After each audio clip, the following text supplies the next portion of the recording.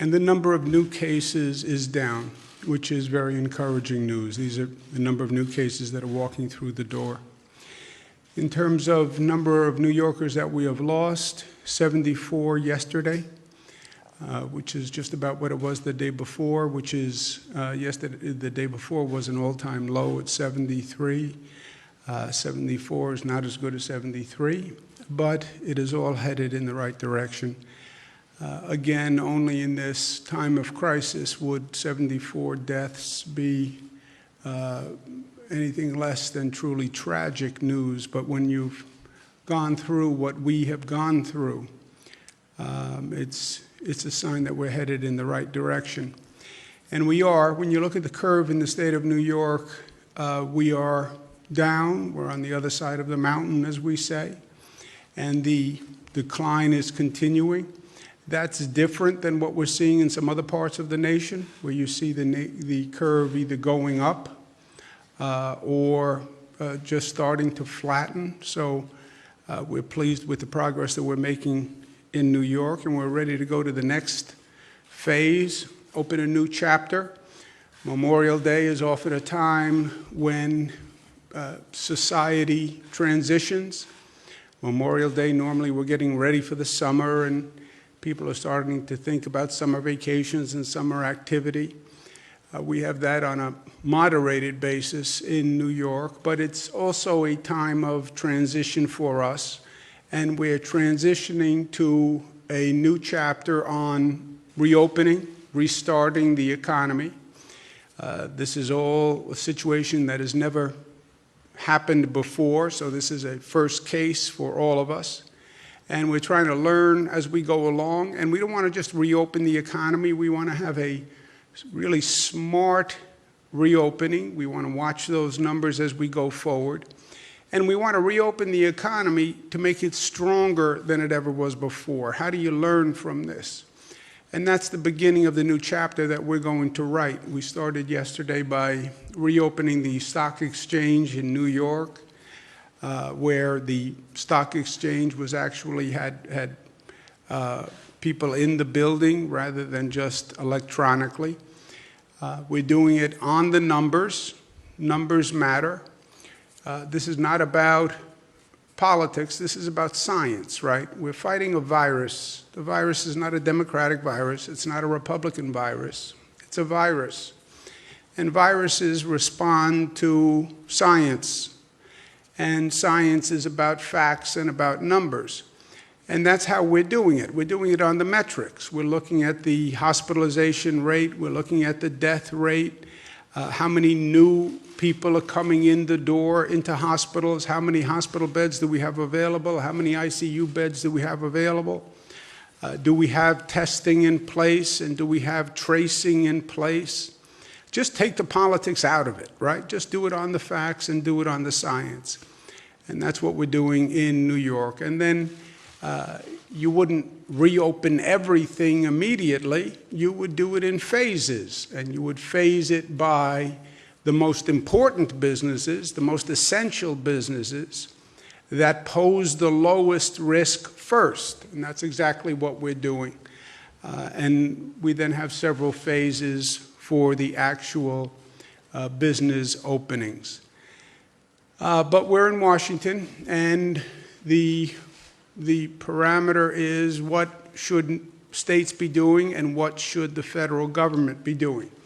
I understand that states are responsible for the reopening. That's been the position of the states. It's also been the position of the federal government.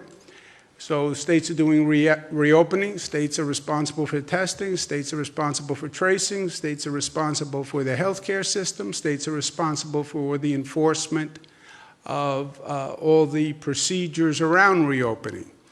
But at the same time, the federal government has a role to play, and the federal government has to do its part as we work our way through this crisis.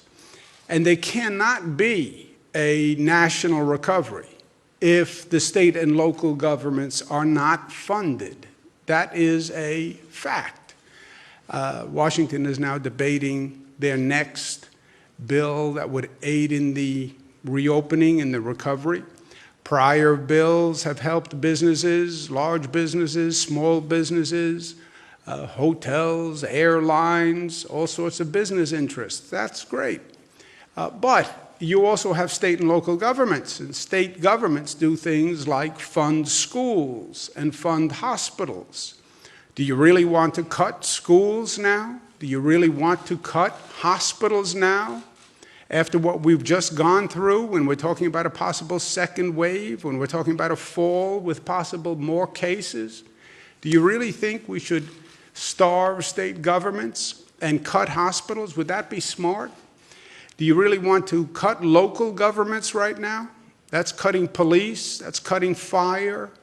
Is now the time to savage essential services? And don't you realize that if you do this, if you cut state and local governments and you cause chaos on the state and local level, how does that help a nation striving to recover economically? The COVID states, the states that bore the brunt of the COVID virus, they're 1/3 of the national GDP. How can you tell 1/3 of the country to go to heck and then think you're going to see an economic rebound? Also, state governments, state economies, local economies, that's what the national economy is made of. What is the national economy but for a function of the states? There is no nation without the states. They tend to forget that in this town, but it's the obvious fact. And we've made this mistake before. Again, look at history. If you don't learn from the mistakes, you're going to repeat the mistakes. It's that simple. And we have seen in the past what has happened when state and local governments were savaged and how it hurt the national recovery. Wall Street Journal, not exactly a liberal publication, makes the point that on the economy, cuts to employment and spending likely to weigh on growth for years. So even if you believe the rhetoric, we're about reopening, we're about getting the economy back, great. Then if that's what you believe, you would provide funding to the state and local governments. The Federal Reserve Chairman, Powell, very smart man, respected on both sides of the aisle, said, we have evidence the global financial crisis and the years afterwards where state and local government layoffs and lack of hiring weighed on economic growth. We want to reopen the economy. We want to get this national economy better than ever. Fine. Then act accordingly and act appropriately. This hyper-partisan Washington environment is toxic for this country. You have people saying, well, we don't want to pass a bill that helps Democratic states. It would be a blue state bailout, is what some have said. Senator McConnell, stopping blue state bailouts. Senator Scott, we're supposed to go bail them out? That's not right. On Fox TV, Laffer, you want us to give our money to Cuomo in New York? Hello, not this week. First of all, this is really an ugly, ugly sentiment. It is an un-American response. We're still the United States of America. Those words meant something. United States of America. First of all, Mr. Federal Legislator, you're nothing without the states, and you represent the United States. Not only is it ugly, it is false. It is wholly untrue what they are saying. 100%. And there are facts. If you want to pose the question, which is, I think, divisive at this period of time. But if you want to pose the question, what states give money and what states take money, right? There is a financial equation that is the federal government. And if you want to ask, what states give money to other states and what states take money from other states, that's a question that Senator McConnell and Senator Scott and Mr. Laffer don't really want to ask. Because the truth is totally the opposite of what they're saying.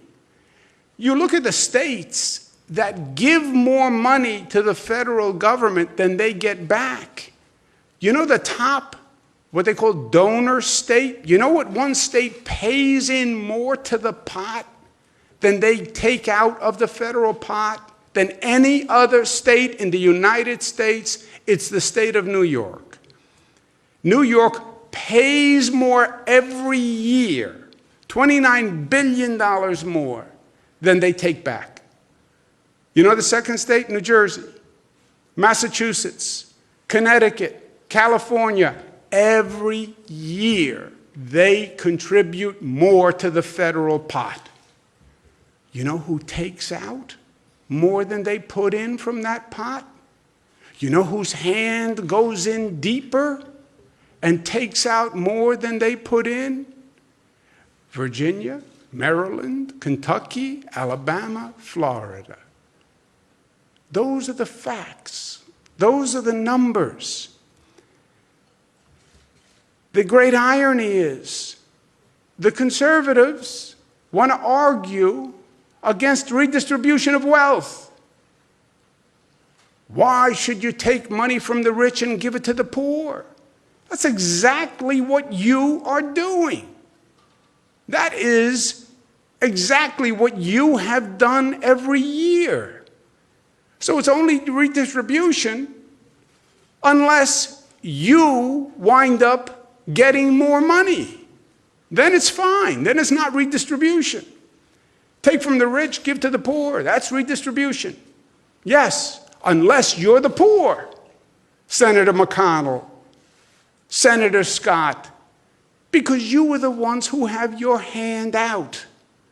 You are the ones who are taking more than others. Redistribution, you're against it. Except when the richer states give you more money every year. And then the great hypocrisy. They actually made the redistribution worse.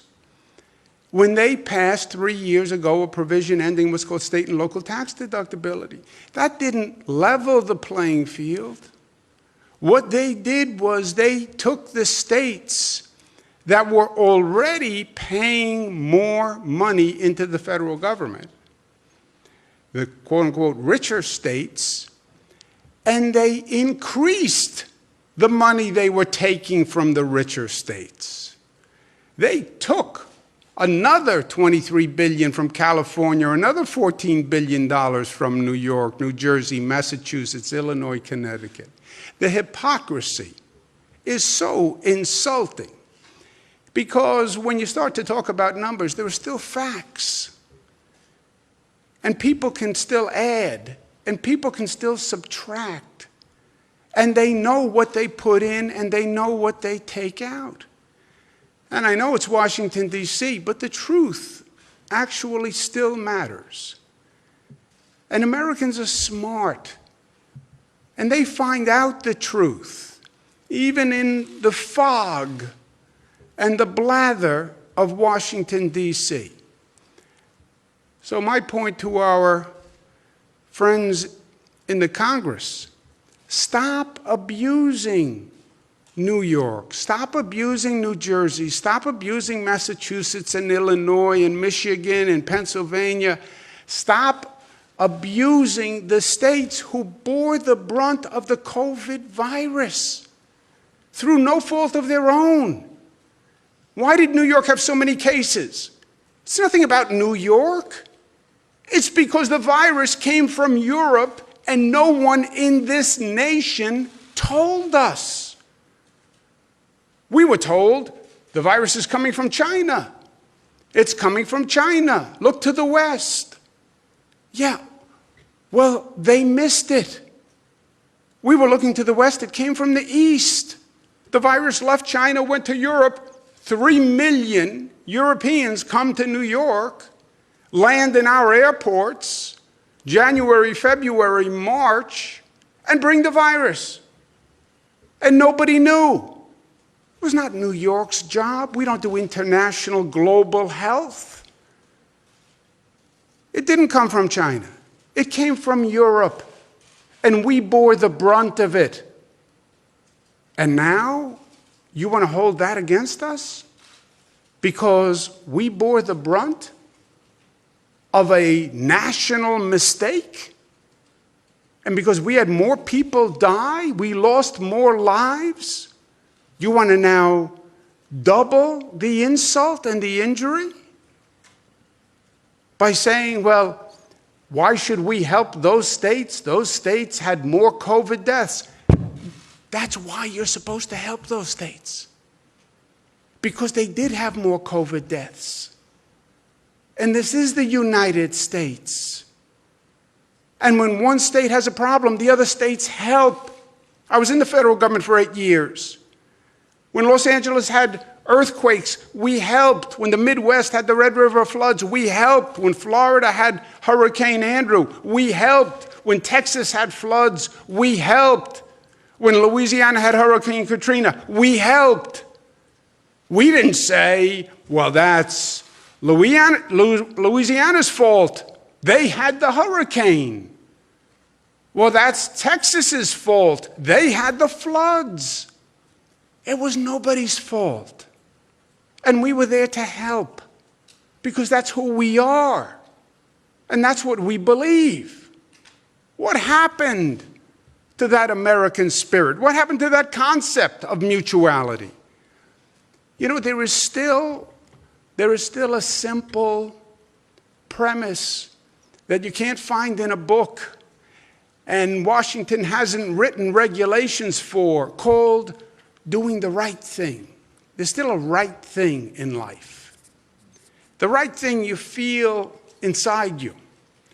The right thing is a calibration of your principle and your belief and your soul and your heart and your spirit.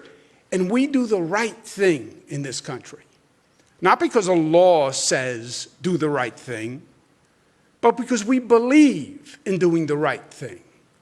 As individuals, as people, we believe doing right by each other, by living your life by a code where you believe you are living it in an honorable way, acting on principle, and you're doing the right thing. Why can't the government,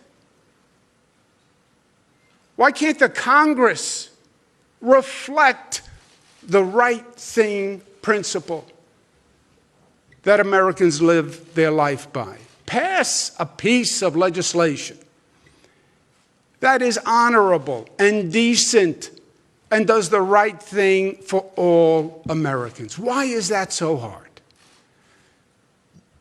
And if you want to talk about reopening the economy, then do it in a productive way.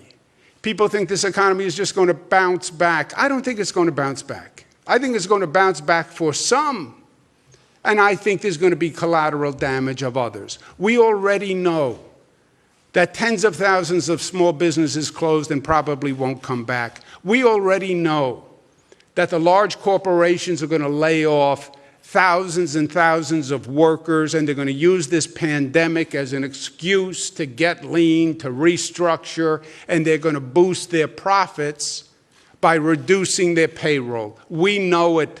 We've been there before. We saw this in the 2008 mortgage crisis, where the government bailed them out, the big banks that created the problem, and they used the money to pay themselves bonuses, and they laid off their workers. They're going to do the same thing again.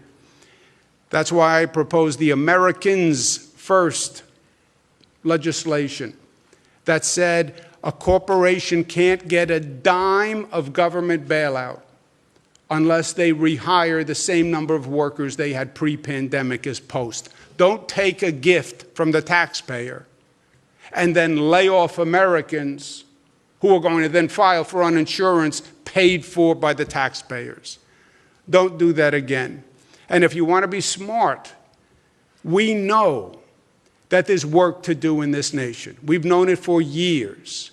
You can fill a library with a number of books on the infrastructure and the decay of our infrastructure and how many roads and bridges have to be repaired, how this nation is grossly outpaced by nations across the world in terms of infrastructure and airports and development. Now is the time to stimulate the economy by doing that construction and doing that growth. You want to supercharge the reopening? That's how you do it. Then this nation was smart enough to do it before. We did it in the midst of the Great Depression. We created 8 million jobs. We built an infrastructure that we're still living on today. We're still living on the infrastructure built by our grandparents, not even our parents. What are we going to leave our children? And now is the time to do it. We have major infrastructure projects in New York that are ready to go, that are desperately needed, that were desperately needed 30 years ago. Build them now. Supercharge the reopening, grow the economy. That's what we would do if we were smart. You're not going to have a supercharged economy. You're not going to see this nation get up and start running again unless we do it together. That's states working with other states. That's a federal government that stands up and puts everything else aside. They were elected to provide good government. Nobody elected anyone to engage in partisan politics. There was a time when, as a nation, we were smart enough to say, you want to play politics? That's what a campaign is for. Run your campaign against your opponent, say all sorts of crazy things. That's crazy campaign time. But when government starts, stop the politics and do what's right and smart. Don't play your politics at the expense of the citizens you represent. There is no good government concept anymore. It's politics 365 days a year. From the moment they're elected to the moment they run again, it's all politics. And that is poison. We have to get to a point, if only for a moment, in response to a national crisis, where we say it's not red and blue. It's red, white, and blue. It's the United States. And we're going to act that way. In New York, we say that by saying New York tough, but it's America tough, which is smart and united and disciplined and loving and loving. That's what makes America, America. Thank you for having me. Any questions? Welcome to Washington. You met with the president, obviously, and I was wondering, you were talking about stopping the politics. There are obviously a lot of political issues between you and the president, in particular the Gateway Project or New Yorkers Untrusted Traveler. I was wondering if you spoke about that and what his reaction was to what you originally classified as politically motivated actions. Yeah, there are political differences between myself and the president. He'll say it. I will say it. I don't even need to say it. You can go do a Google search and you can find 400 nasty tweets about political differences between myself and the president. I said to the president when this started, forget all that. We'll have political differences and there'll be a time to wear our political differences. Not now. This is about getting things done for the country and getting things done for New York. And I have stayed 100 miles away from any political anything all through this. Personally, I went to great lengths to say to the people of my state, I have no political agenda. Personally, I have no political agenda. I'm not running for anything else. I'm not going anywhere. I don't want to go to Washington. There's no personal agenda that you have to worry about and calibrate. Well, is he doing what's right, or is he doing what's right for him? Does he have a self-interest? I have no interest. I'm doing nothing. I'm governor of New York. That's all I'm doing. Just to take the politics out of it. I said to the president when this started, put the political stuff aside. Let's just figure out what we have to do, which is a heck of a mandate since nobody's ever done it before, and let's do it. And that's what we've been doing. At the meeting we just had, it was in the same way. It was not about politics. It was not about any of that.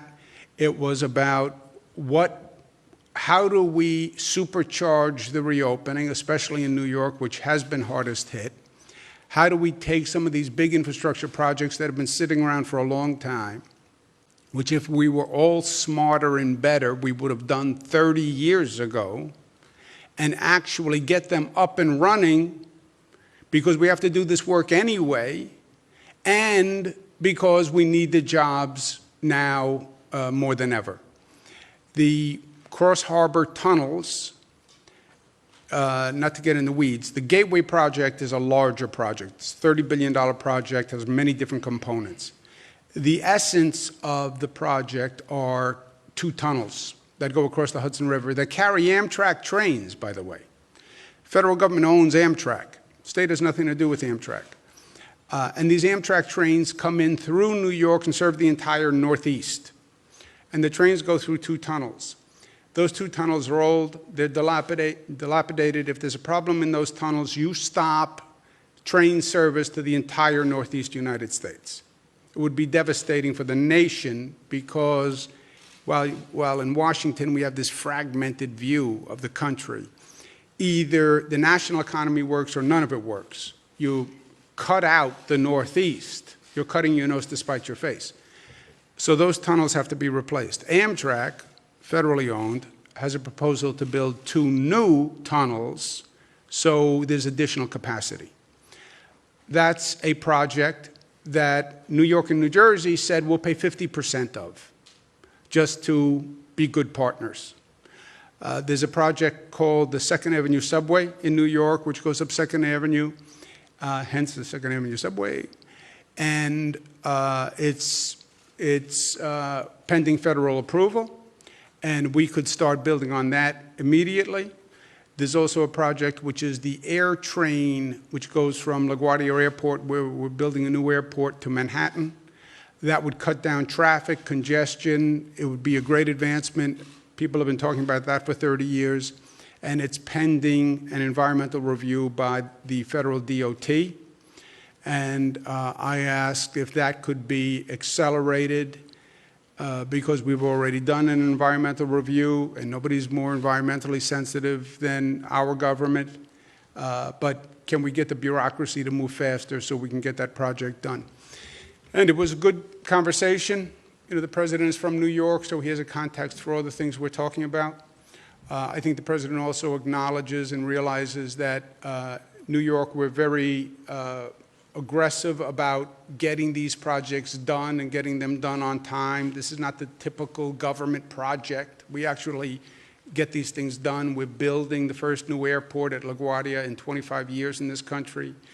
We built the largest infrastructure project in the United States, which was a bridge that went across the Hudson River, now named the Mario Cuomo Bridge. It was the largest infrastructure project in the United States. We got it done on time, on budget. So if he gives us the green light, this is not going to be years of discussion.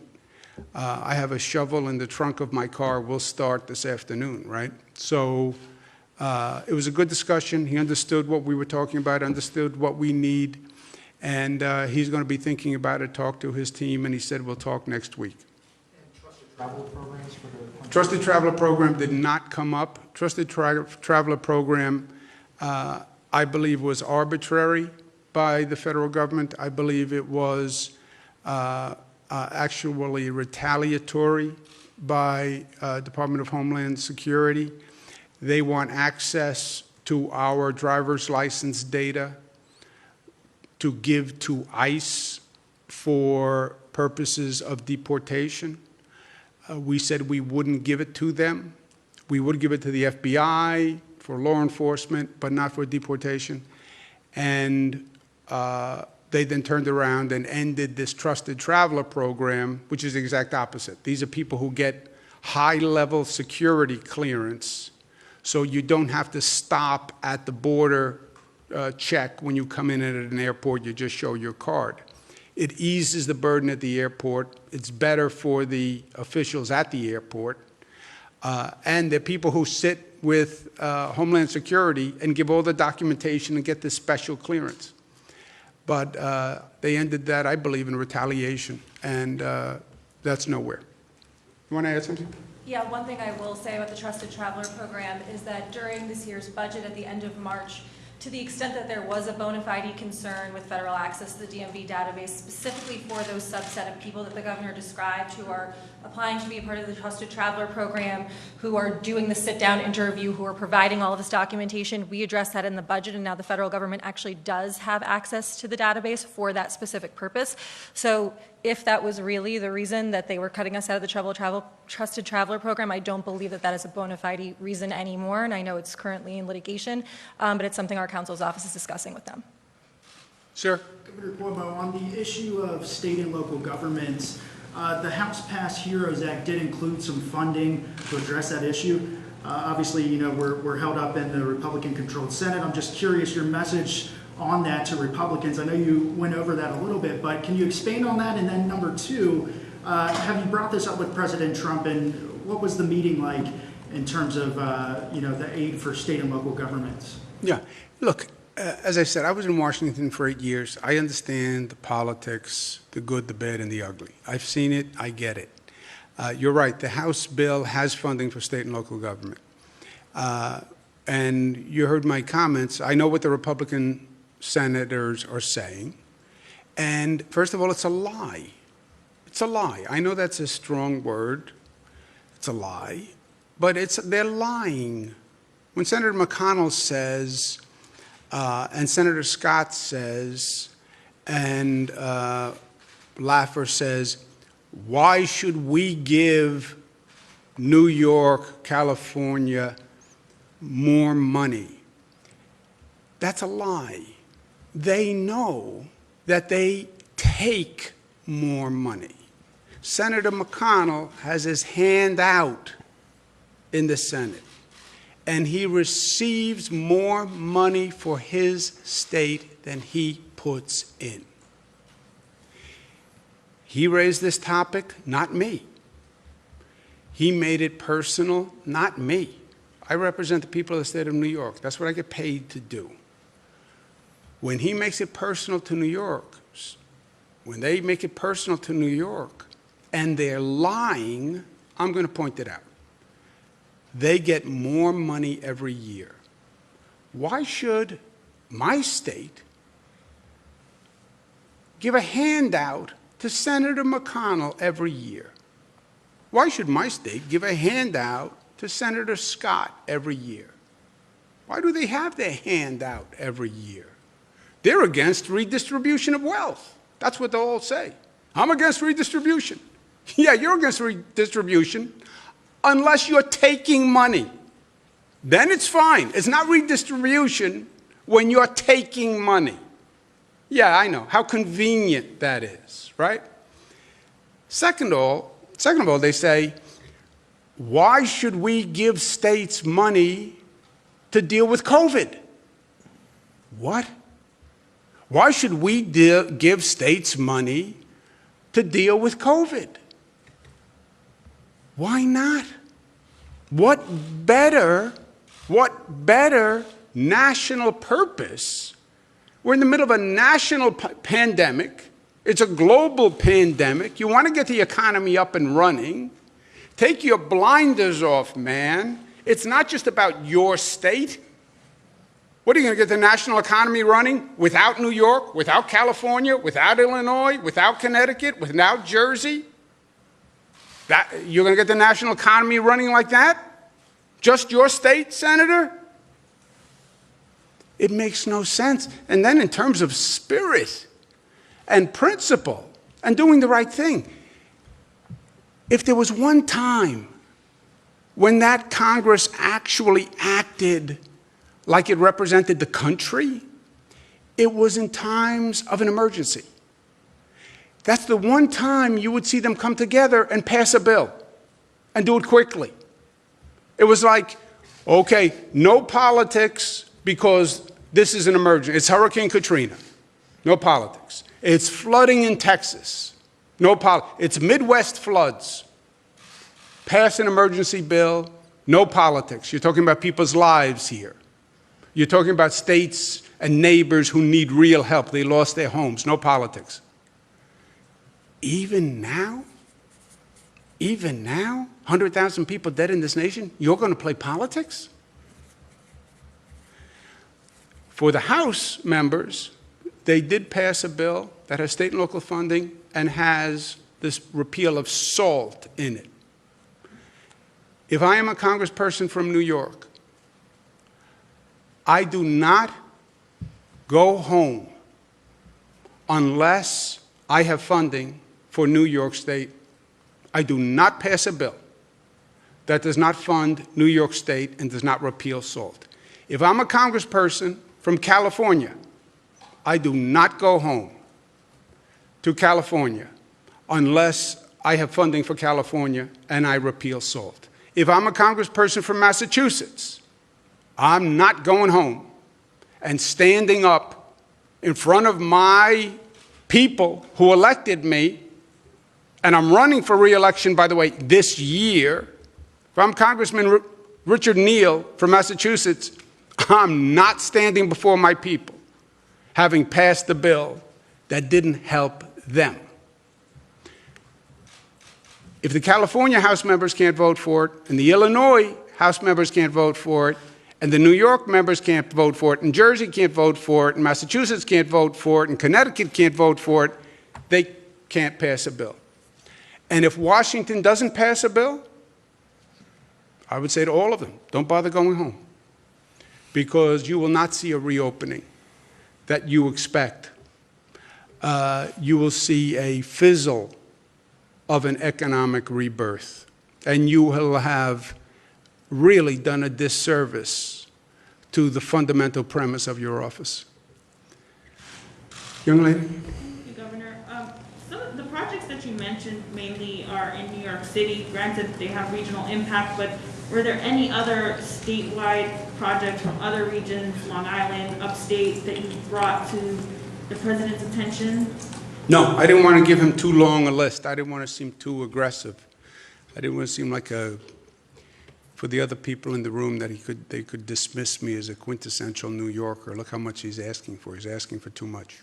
So I kept it very limited. Was it because he's a New Yorker that you brought forward these projects? Maybe he's more familiar with. Yeah, and these projects are regional in nature. You know, what they call the Cross Hudson tunnels, that's not even New York. That's the whole Northeast. That's what's funny about these tunnels. These are not New York trains. They go from New Jersey to New York. They carry Amtrak trains. We don't have any trains that go through those tunnels. It's important for the whole Northeast because that is the main train route. And if that goes down, you don't have any Amtrak service to the whole Northeast corridor. Yes? Hi, Governor. New York Post. Last week you blamed the 5,000 nursing home deaths in New York on President Trump and his CDC guidelines. I'm wondering if you raised that issue with him today. No, but I never did that. I never did that. You said that anyone asking about nursing home deaths in New York and the state's policy should ask President Trump. No, what I said was this, yes. I said they want to play politics with this, right? And there are Republicans who are trying to make political hay out of this, in my opinion. And what I said to the Republicans who were making this accusation, you have to find an accusation for it to work politically that you can make against a Democrat that is not a boomerang and comes back and affects the Republicans.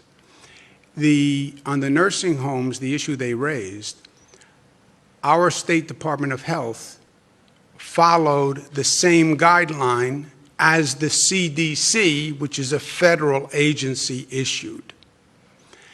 So it was my way of saying thwarting the political attack, because you can't say, oh, bad Democrat. It's an issue that a Republican administration took the same position, which is guidance from the CDC and our State Department of Health. Both of them said you can't discriminate against a patient based on COVID. That's what they both said. But that was just on that specific. In general, you look at how New York did, we're in Washington, you look how New York did on nursing homes vis-a-vis the nation. We did better than 33 states in the nation per capita on nursing homes. Nursing homes happen to be the place where this virus ravages. But if you look at, despite the fact that we had the greatest number of cases and we were in the eye of the storm, you look at us vis-a-vis the country, where we did better than 33 other states. Then those are just facts. But I never blamed him for anything. I was just saying to the Republicans, you can't, that's not a political attack when the Republican administration had the guidance that did the same thing. Is that factually correct? Yes, that's factually correct. The CDC and CMS put out guidelines on March 13th that DOH drew directly from for the March 25th directive. So it's directly in line with the Center for Disease Control. And we believe that in the middle of a pandemic, you should be looking to the national experts for advice because, as the governor said, no one has ever been here before. And this has been a national and international tragedy as it relates to group homes with nursing homes, and everyone's trying to learn from it. Now that we've got the increased testing capacity, New York's leading the nation, mandating 2 tests a week for all nursing home staff. There's actually a very strong theory out there that the way that that the virus got into these nursing homes is through staff members who are asymptomatic. We now know at least 35% of the public that has coronavirus is asymptomatic. So while we did move to temperature checks very early in March, and a lot of the country did that as well, as it turns out, it may not have made a difference because there were so many people walking around who had COVID who didn't know that they had COVID. Yeah, and the context for what I said was I said it to a Post reporter because, look, I can say all I want, stay away from politics. We're in an election year, and politics is in the air. And there are columnists who made this point at the Post who are 100% supportive of Donald Trump, and that's fine, but then believe, we have to kill all Democrats. So I get it. I understand it. And they're open in their support of the Trump administration. And I guess their attitude is to be pro-Donald Trump, you have to be anti-Democrat, which I don't really understand. Be pro-Donald Trump. Reporter who's not politically aligned. I just wanted to ask you, though, your government didn't follow CDC guidance on everything. So I'm wondering, as governor, would it have been within your power not to follow the CDC guidelines on putting infected people back into nursing homes? What didn't we follow CDC guidance on? Would it have been in your power? We didn't. There's nothing that we didn't follow CDC guidance on. Every step of the way in every aspect of this, we looked to the experts at the CDC for how to manage this crisis. And I believe that that's what the states should do. You look to the Center of Disease Control. This is non-political. This is not partisan. This is public health. We deferred to our public health experts. They deferred to the national experts. And again, this is a national and international crisis as it relates to issues in group homes, especially where the elderly are. And everyone is doing their best to learn from what we've done so far, understanding there's likely another wave coming into the fall, and guard against it happening again. Yeah. No, when you said we haven't followed CDC guidance on other issues, I don't believe you're right. That's why I asked you what other issue? I'm just asking, Governor, if it's in your power to not follow the CDC guidelines on this, if you could have actually stopped putting infected patients back into nursing homes. Would that have been within your power? I've always followed CDC guidance, and I think it makes sense. And by the way, I think the rule that you can't discriminate against the COVID patient is is right. That doesn't mean the nursing home has to accept a COVID-positive patient. They conflate those two things. I understand because politically facts don't matter, just you're making a political argument. But because you can't discriminate doesn't mean you have to accept. Actually, the law is the opposite. You cannot accept a patient at a nursing home unless you can fully and adequately treat that patient. So you can't accept a COVID patient, COVID-positive patient, unless you can isolate and quarantine and have the staff. Unless you can do all that, you cannot accept that person. And the nursing home, the obligation is on the nursing home to say, I can't take a COVID-positive person. I'm too crowded, I'm too busy, I don't have enough PPE, whatever the answer is, doesn't even matter. It's, if they say I can't take the person, they can't take the person. So that's how it works. Doesn't mean they discriminate against the COVID-positive person. They just say, I can't handle the person. I can't quarantine. I don't have a big enough facility. Whatever they want to say. Let's take one more. Sorry, sir. Thank you, Governor. Griff Williams, No, that's Washington Post. Based on your conversation today with the President, would you say that he is aligned with Senators McConnell and Scott in seeing the idea of federal aid to states such as yours as a blue state bailout, or does he take a different view than they do? I think the President is focused on the reopening, on stimulating the economy and getting the economy back. I think that's his focus. I think that's the correct focus. I think he understands that these are projects that need to be done.